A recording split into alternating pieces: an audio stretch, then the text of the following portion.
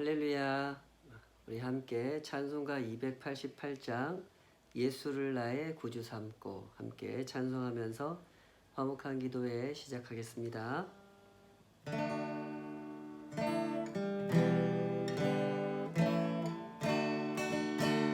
예수를 나의 구주 삼고 성령과 피로써 거듭나니 이 세상에서 내 영혼이 하늘의 영광 누리도다.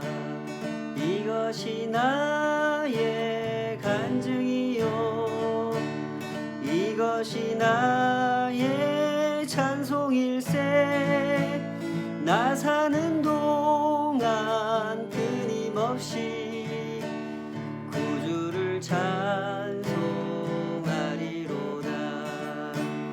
온전히 주께 맡긴 내 영 사랑의 음성을 듣는 중에 천사들 왕래하는 것과 하늘의 영광 보리로다.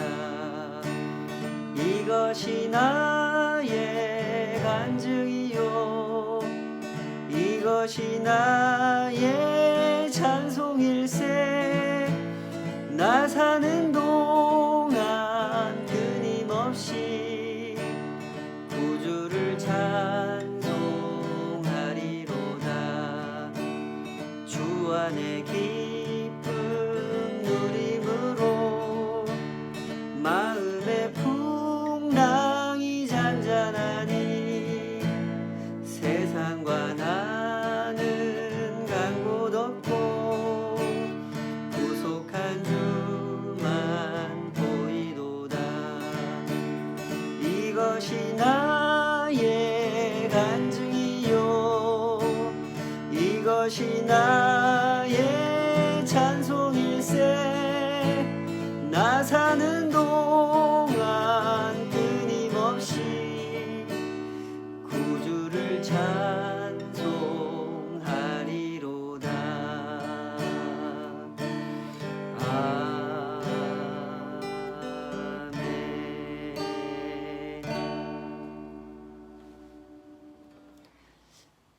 아멘. 아멘. 아버지 하나님, 이것이 우리의 간증이고 이것이 우리의 찬송인 것을 주님 앞에서 온전히 고백하기 원합니다. 우리 눈에 보이는 것, 그것이 언제나 주님이게 하여 주시옵소서. 세상이 먼저 보이고 눈앞에 형통이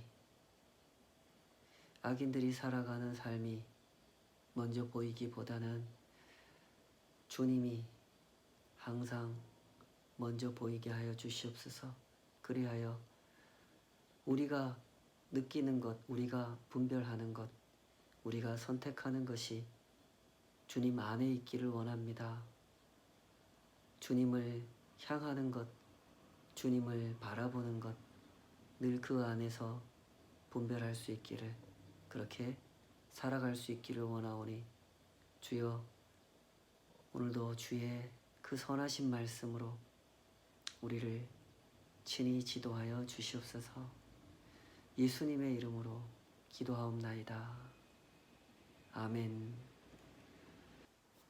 오늘 주신 하나님 말씀 잠언 24장 1절에서 22절까지 주어진 말씀으로 악인의 형통함을 부러워하지 말라, 이런 제목으로 하나님 말씀 증거하겠습니다. 일제강점기의 역사를 보면은 그 흥미로운 점 중에 이런 것이 있습니다. 그 신념을 바꿔서 행동한 사람들이 있었다는 거죠. 김구 선생이나 안중근 의사처럼 자신이 품은 신념을 끝까지 지키면서 살다가 죽으신 그런 분들도 계셨는가 하면, 한때는 독립운동가로 활동했던 사람이 어느 순간 친일파로 변절을 한다든지, 반대로 친일파로 살아가던 사람이 회심해서 독립운동가가 되는 그런 일도 있었다는 거죠. 나쁜 의미에서의 변절이든지 좋은 의미에서의 변신이든지 사람이란 언제나 이런 문제 앞에서 고민하는 존재라는 것이죠. 사람이 그냥 친일파가 되거나 이유 없이 분위기에 휩쓸려서 독립운동가가 되는 것은 아니죠. 사람이 어떤 신념을 가질 때는 나름의 고민과 성찰 끝에 그런 신념을 품게 되는 것이고, 그렇게 품었던 신념을 바꿀 때도 역시 나름의 고민과 성찰 끝에 목숨처럼 품고 있던 그 신념을 바꾸게 되는 거죠. 잠언에서 우리는 이런 주제를 자주 만나게 됩니다. 이 사람이 품고 사는 신념, 이 믿음이라고 하는 것은 거듭되는 도전을 마주하면서 더 확고해지고 자신이 품어야 될 신념을 올바로 분별할 수 있게 된다는 거죠. 거친 파도가 계속해서 밀려오지만 그 파도를 가르고 앞으로 나아가는 배처럼 신념이라고 하는 것은 언제나 이 세상 현실에 도전을 마주하게 되어 있는 것이다. 이런 얘기죠. 그 도전 앞에서 신념은 시험을 만나는 겁니다. 일종의 테스트를 거치는 거죠. 과연 내가 품은 신념이 올바른 것인지 아니면 나 잘못된 신념을 품은 것인지 그것을 다시 한번 확인해 볼 수 있는 기회를 얻게 되는 것입니다. 시험이라고 하는 것이 그렇지 않습니까? 시험이란 본래 두 가지 측면이 있는 겁니다. 내가 그 시험의 대상이 되는 측면도 있지만 나 역시 그 시험의 주체가 돼서 내가 이 일에 적합한 사람인지 내가 이 학교에 적합한 사람인지를 확인해 보는 그런 기회를 얻게 되는 거죠. 아무리 좋은 학교라고 해도 아무리 좋은 직장이라고 해도 그 학교, 그 직장이 내 신념하고 맞지 않는다면 나하고 맞지 않는다면 그곳에 합격하는 것이 나에게 꼭 복이 될 수는 없는 거죠. 신념, 믿음이라고 하는 것도 그렇습니다. 한 사람이 품은 신념은 이 세상 현실 속에서 시험을 만납니다. 내가 품은 신념이 진정 올바른 신념인지를 확인해 볼 수 있는 기회를 얻게 된단 말이죠. 그리고 그 과정을 통해서 신념은 검증이 되는 겁니다. 내가 품은 신념이 정말로 옳은 것이었구나 하고 확인을 하게 되든지 아니면 내가 품은 신념은 잘못된 것이었구나 하고 그것을 버릴 수 있는, 바꿀 수 있는 기회를 얻게 되는 거죠. 잠언을 읽으면서 우리는 특별히 공의와 섭리라는 주제를 자주 만나게 되는데요. 잠언의 말씀 그 저변에 깔려있는 공통된 메시지가 이거죠. 세상은 하나님의 섭리 아래 존재하고 하나님의 공의는 반드시 구현이 된다. 이런 메시지를 잠언은 끊임없이 선포하고 있습니다. 특히 이런 메시지가 명료하게 표현되어 있는 본문이 잠언이 오늘 본문에 있는 잠언 24장 1절 2절이라고 할 수 있는데요.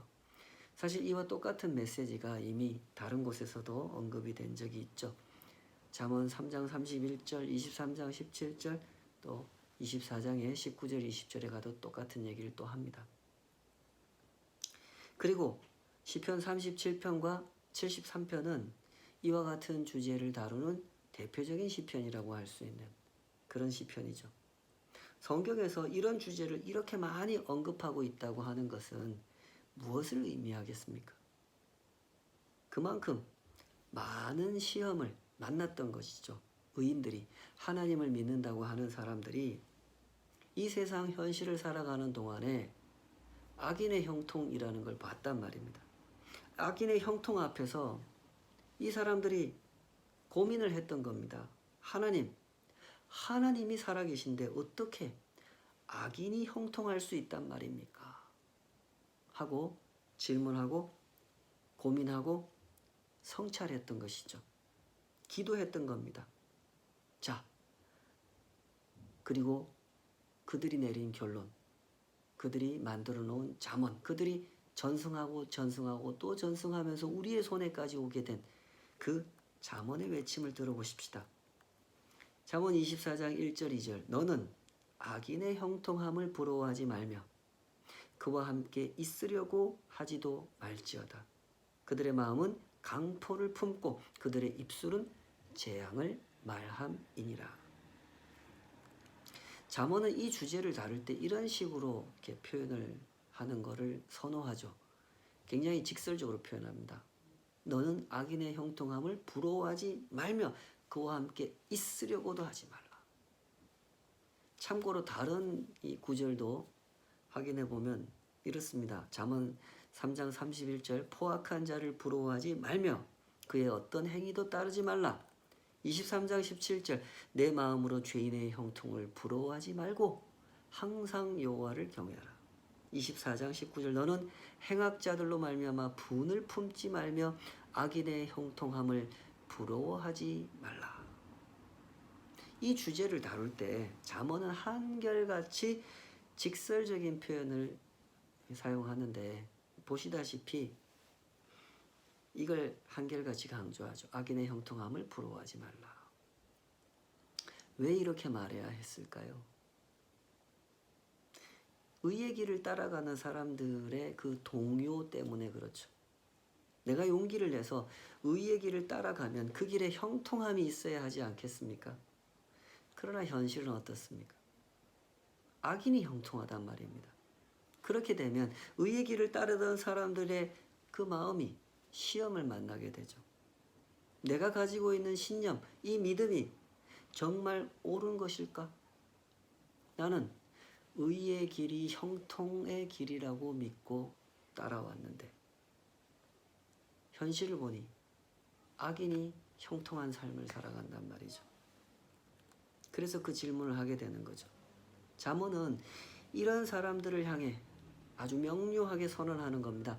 너는 악인의 형통함을 부러워하지 말라. 그렇게 선언해 놓고는 그래야 하는 이유를 그 다음 절에서 설명하죠. 2절 그들의 마음은 강포를 품고 그들의 입술은 재앙을 말함이니라. 악인들의 내면 세계를 보여주고 그들이 품은 동기를 보여줍니다. 그리고 그 결과를 말해주죠. 악인들이 하는 일에 성공이 있는 것처럼 보이지만 그 내면, 그 동기, 그 의도를 들여다보면 그 속에 강포가 있다는 거죠. 강포라는 말 요즘 잘 안 쓰죠. 폭력이라는 단어로 바꿀 수 있습니다. 여기서 이 강포라고 하는 것, 폭력이라고 하는 것은 히브리어 쇼드를 번역한 말인데요. 어원을 따져보면 그 쇼드라고 하는 말은 슈드에서 나온 말입니다. 슈드라는 말은 부풀어 오르다, 오만함으로 파멸시킨다 이런 뜻입니다. 그러니까 이 성경에서 이 단어, 이 쇼드라는 단어를 쓸 때는 언제나 이런 의미인 겁니다. 하나님을 경외하지 않는 사람들이 사용하는 힘, 그게 슈드입니다. 합당하게 발휘하는 힘이 아닌, 그래서 하나님께 심판을 받을 수밖에 없는 힘, 그것이 강포라는 것이죠. 악인들이 얻은 형통이라고 하는 것이 그런 식으로 얻어졌다는 거죠. 공정한 노력이나 실력으로 결과를 얻어낸 것이 아니라 나쁜 힘을 사용해서 결과를 얻어낸 거죠. 뇌물을 바쳤다거나 음모를 꾸며서 부당한 뒷거래를 성사시켰다거나 상대를 겁박하는 방식으로 이익을 빼앗는 그런 방식으로 결과를 얻어낸 것이 그것이 악인들의 형통이라는 거죠.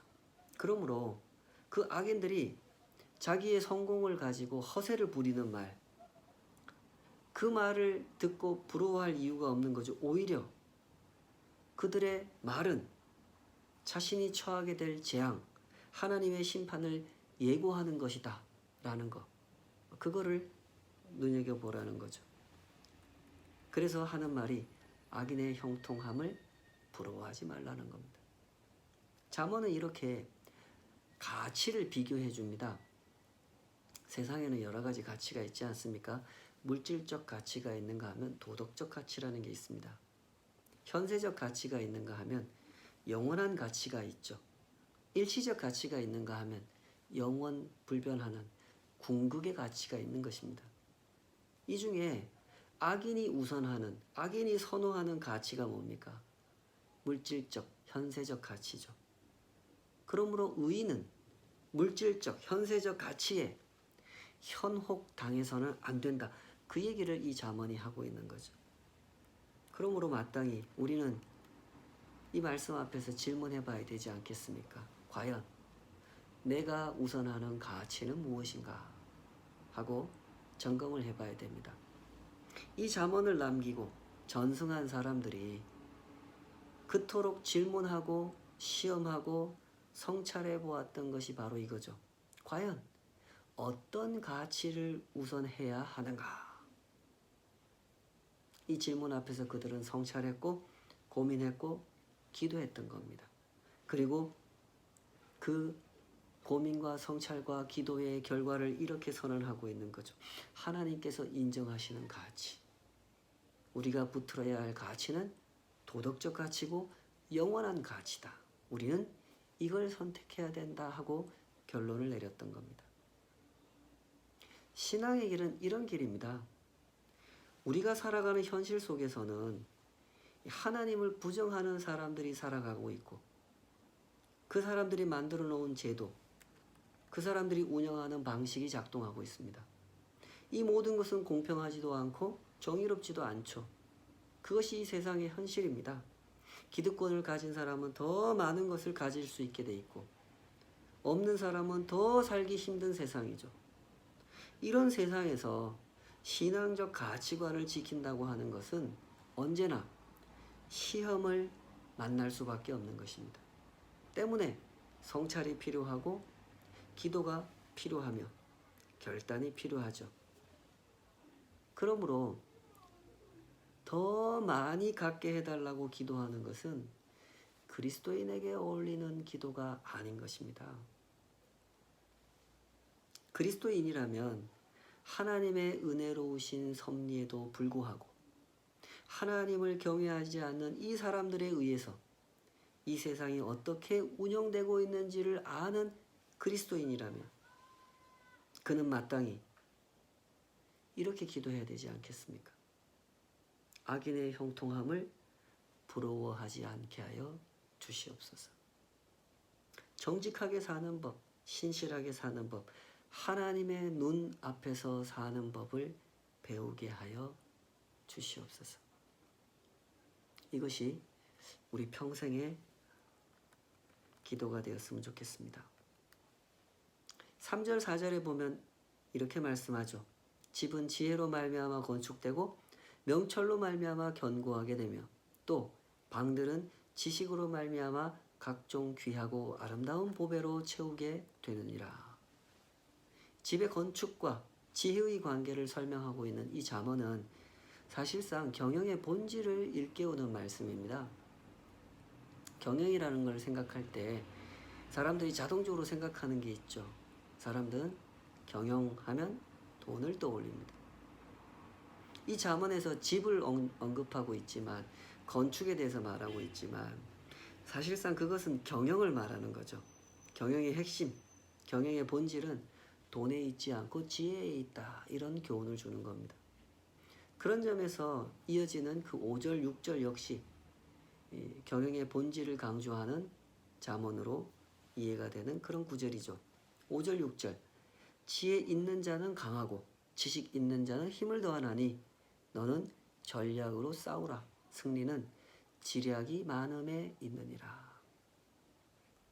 전쟁의 승리에 있어서 무기와 병력이라고 하는 것은 이 얼마나 큰 비중을 차지하는 것인지 그걸 모르는 사람들은 없습니다. 그러나 그것이 전부가 아님을 또한 우리는 알고 있죠. 전쟁에 있어서 눈에 보이는 전력보다 눈에 보이지 않는 전력이 더 중요하다는 사실, 우린 그걸 알고 있습니다. 이 잠언에서 말하는 그 전략이라는 거죠. 눈에 보이지 않는 전력, 그것은 전략입니다. 지혜입니다. 전략이 뛰어나면 더 큰 상대도 이길 수 있고 더 강한 상대도 이길 수 있다는 거죠. 실제로 이런 사례를 우리는 쉽게 접해볼 수가 있습니다. 가장 대표적인 전쟁 사례는 베트남 전쟁이라고 할 수 있죠. 세계 최강의 미군이 베트남 군을 베트공을 이기지 못했습니다. 그 전에 이 19세기죠. 프랑스가 베트남을 침공했던 적이 있었는데 그때도 역시 막강한 전력을 가지고 프랑스 군대가 침략했지만 이 베트남과 전쟁하는 일이 참 고전의 고전을 면치 못하는 그런 연속이었다 그러죠. 결국 식민지로 삼는 데 성공하기는 했지만 전쟁을 치를 때는 고전을 면치 못했다고 합니다. 모두 다 어떤 눈에 보이는 전력 때문이 아니라 눈에 보이지 않는 전력, 이 전략 때문이었단 말이죠. 베트남 사람들은 땅굴을 활용하는 능력이 대단했다고 그러죠. 이 베트남이 토질이 그렇다고 합니다. 석회암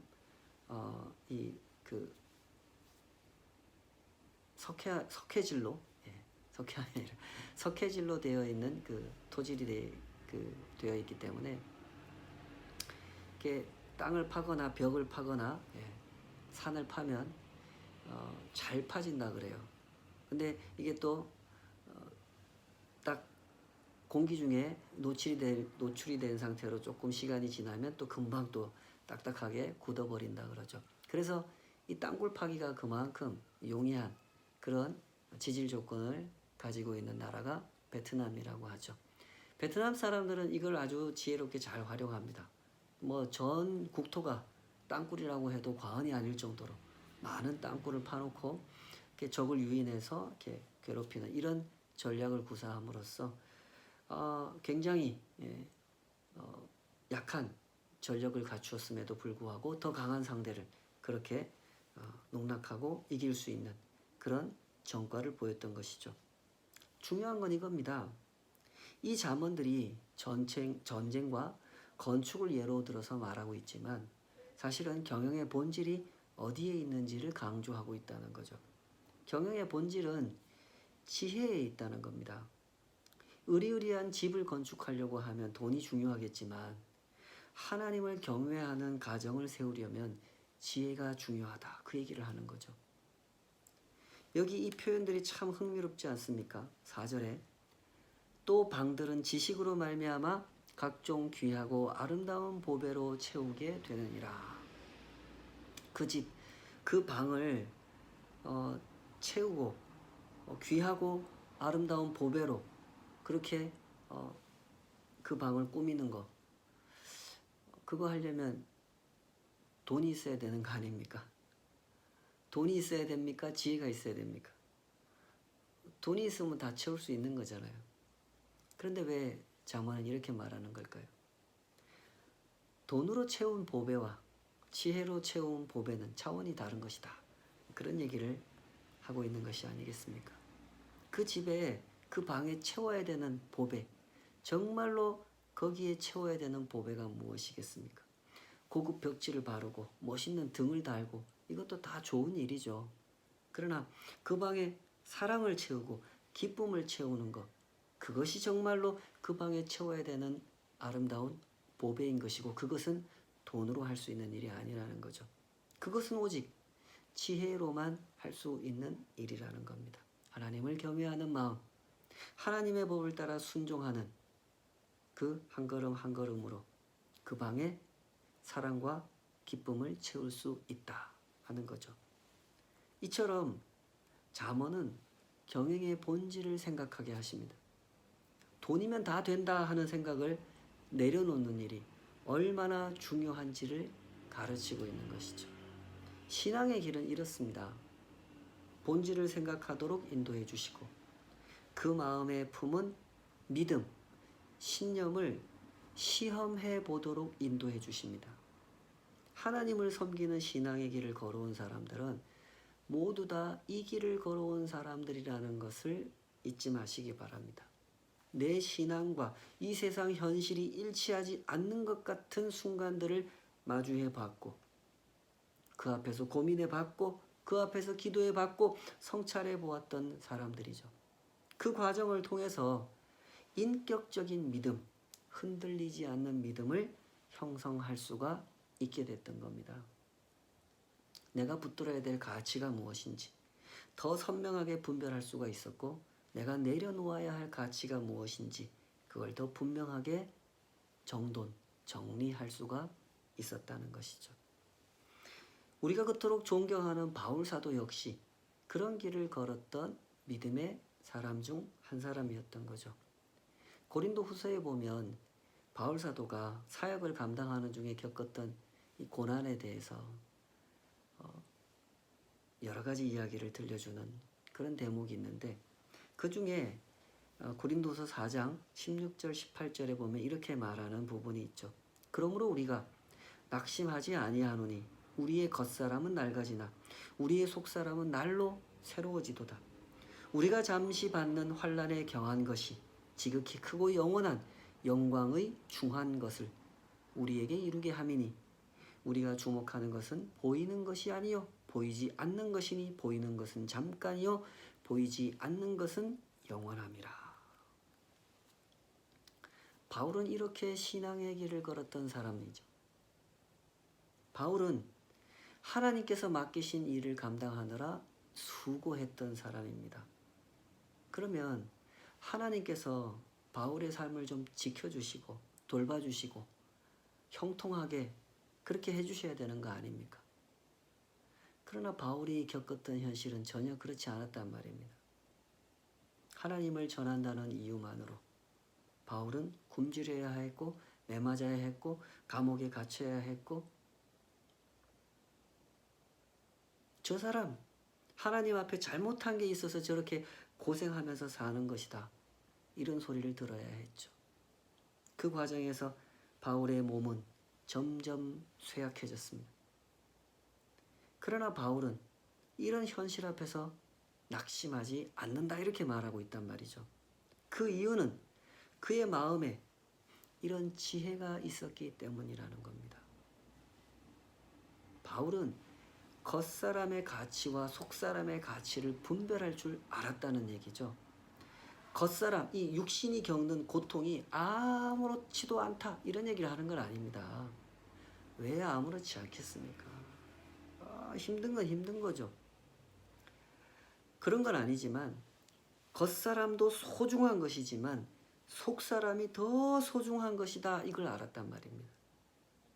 육신으로 이 겉사람이 아무리 귀한 것을 먹고 입고 누리고 산다 하더라도 내 영혼이 하나님을 멀리하고 산다면 그것은 결코 복일 수 없다, 이걸 분명히 알았단 말이죠. 그래서 고백하는 겁니다. 우리가 잠시 받는 환난에 경한 것이 지극히 크고 영원한 영광에 중한 것을 우리에게 이루게 함이니 우리가 주목하는 것은 보이는 것이 아니요 보이지 않는 것이니 보이는 것은 잠깐이요 보이지 않는 것은 영원함이라. 살아가는 동안에 우리는 이런 현실을 마주하게 될 겁니다. 하나님의 뜻대로 살았음에도 불구하고 오히려 고난을 당하는 상황을 마주할 때가 있을 겁니다. 항상 그렇게 될 거라는 뜻이 아닙니다. 너무 긴장하지 마시기 바랍니다. 하나님의 뜻대로 열심히 살았음에도 불구하고 오히려 악인이 형통하게 사는 모습을 보게 될 때가 있을 겁니다. 그러면 그때 당황하지 말고 기도하셔야 됩니다. 이것이 나에게 주어진 시험이라는 것을 알아야 되죠. 시험이라고 하는 것은 두 가지 측면이 있다는 거 기억하셔야 됩니다. 내가 시험의 대상이 되기도 하지만 나 역시 나를 검증하는, 내가 품은 믿음을 검증해보는 그 기회를 얻게 된다는 거죠. 하나님께서는 결코 우리에게 믿음을 강요하지 않으세요. 강요해서 얻는 믿음이 어찌 믿음일 수 있겠습니까? 강요해서 사랑하는 건 결코 사랑일 수가 없는 겁니다. 때문에 하나님께서 우리에게 시험을 허락해 주시는 겁니다. 네가 가진 믿음을 검증해 보라고. 네가 진정 하나님을 따르고 싶은 것인지 돈을 따르고 싶은 것인지 그것을 확인해 보라고 하시는 거죠. 어떤 어려움이, 얼마만큼 닥쳐올지 우리는 알 수가 없습니다. 그러나 그 시험 앞에서 하나님을 굳게 붙드는 진정한 형통이 무엇인지, 영원한 형통이 무엇인지 그것을 알기에 바울처럼, 이 잠언의, 이 솔로몬의 고백처럼, 권면처럼 진정한 형통을 붙들고 순례의 여정을 걸어가는 우리들의 한 걸음 한 걸음이 되었으면 좋겠습니다. 기도하겠습니다. 아버지 하나님, 우리 앞에 시험이 있는 것을 봅니다. 이제까지도 많은 시험이 있었습니다. 그러나 그 시험 앞에서 바울처럼 분별하지 못하고 겉사람에 집착했던, 그것 때문에 울고 웃었던 저희들의 인생길에 그런 어리석은 일들이 많이 있었음을 고백합니다. 주님, 우리 안에 진정한 지혜가 있기를 원합니다. 겉사람의 가치와 속사람의 가치를 분별할 줄 알게 하여 주시옵소서. 겉사람이 고통을 당하는 것이 속사람의 풍성함을 이끌어낼 수 있다는 것, 바울은 그것을 보았습니다. 그래서 겉사람이 당하는 그 고난을 고난이라 생각지 않을 수 있었습니다. 우리에게도 이를 분별할 줄 아는 그런 눈을 허락하여 주시옵소서. 그 눈을 갖도록 하나님께서 우리를 시험의 길로 인도하실 때 그 시험을 잘 겪어가게 하여 주시옵소서. 그 안에서 내가 진정 올바른 믿음을 소유하고 있었구나, 이렇게 귀한 믿음을 허락해 주신 하나님을 찬양하고 더욱 신실하게 따르는 저희들의 한 걸음 한 걸음 되게 하여 주시옵소서. 예수님의 이름으로 기도하옵나이다. 아멘.